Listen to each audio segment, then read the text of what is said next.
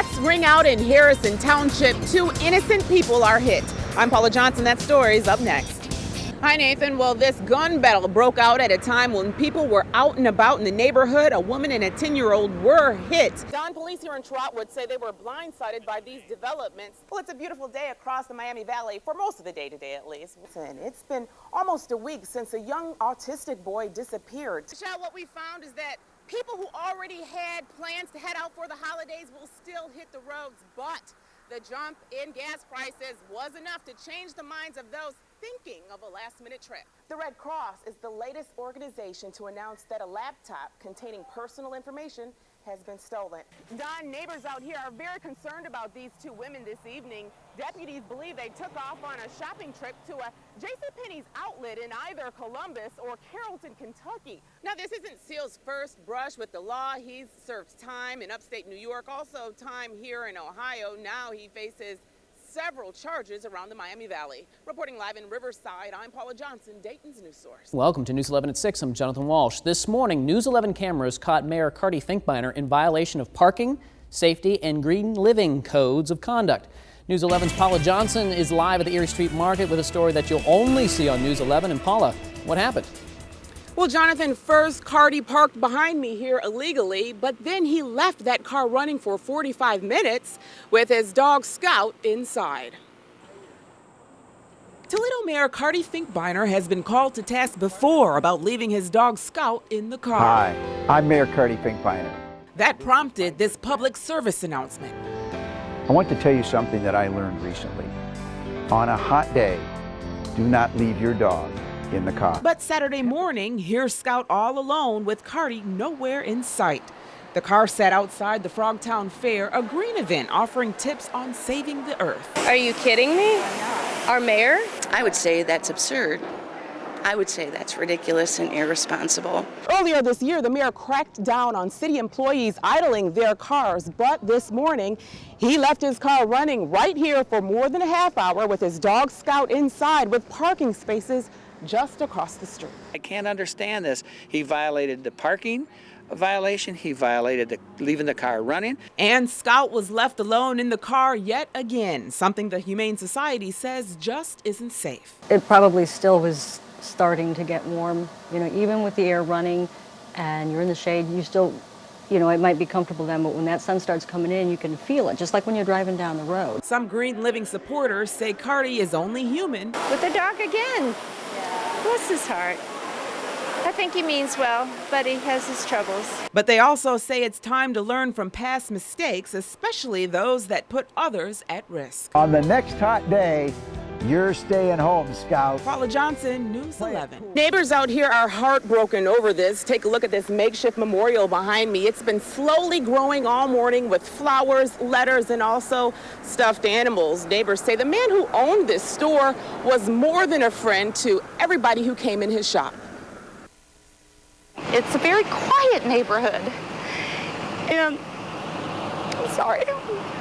Emotions ran high Tuesday after news a neighborhood favorite was gunned down.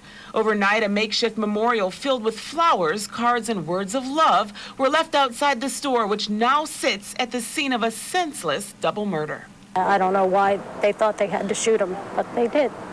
Killed in the shooting, convenience store owner Roger Covalt and longtime employee Robert Harris. Covalt Market and Coin Laundry on Wayne Avenue has been in this neighborhood for more than 2 decades.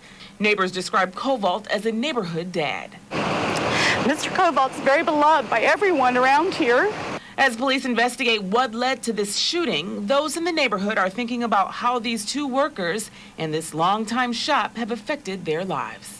If you couldn't afford to buy what you needed that day, he had a book, he'd put it down in the books. We call, you know, Roger, can you put it in the book? And he'd put it in the book.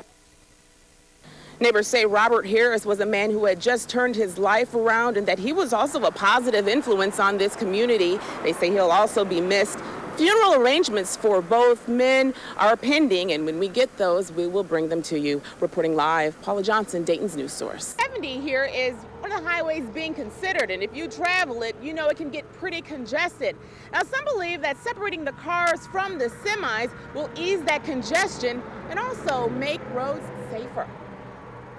Driving on the interstate is part of everyday life for Tracy Baker and her 6-year-old son. Want to help Mommy pump gas? So is the nerve-wracking experience of driving next to semis. It's really scary. You're afraid they're going to cut into you. So it would be nice to have a lane just for them. Ohio is one of 9 states considering a truck-only lane. The lane would run from the Indiana line to Columbus. The reason? Less accidents, especially in the winter. Also, cars and trucks often have different speed limits.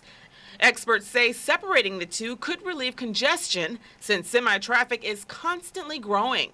75,000 more trucks are expected to hit the roads each year. So unless something's done, there's no end in sight to the traffic Cliff Kirkwood faces on business trips from Michigan. Nothing's perfect, right? I'm sure I get in somebody's way every once in a while myself. Now, of course, everyone is not for this proposed truck lane. Some truckers think it'll slow them up. But of course, others say having their very own lane will keep them safe from reckless car drivers. Reporting live, Paula Johnson, Dayton's News Source. Ernie Cochran's been giving blood for so long, it's tough to keep count.